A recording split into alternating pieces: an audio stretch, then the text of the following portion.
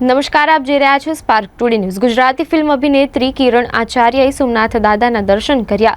અભિનેત્રીએ સોમનાથ મહાદેવને દર્શન અને પૂજા સામગ્રી અર્પણ કરી। 3 વર્ષ બાદ અભિનેત્રીએ સોમનાથ દાદાના દર્શન કરી ધન્યતા અનુભવી હતી। મૂળ સોમનાથની વતની અને ફિલ્મ ઇન્ડસ્ટ્રીઝ સાથે જોડાયેલ અભિનેત્રી દાદાના દર્શનાર્થે પહોંચી હતી। શૂટિંગમાં વ્યસ્ત હોવાથી છેલ્લા 3 વર્ષથી દાદાના દર્શનાર્થે નહોતી આવી શકી હતી। કિરણ આચાર્યએ 60 ગુજરાતી ફિલ્મો કરી ચૂકી છે। 3 વર્ષના બ્રેક બાદ ફરી ગુજરાતી ફિલ્મોમાં જોવા મળશે।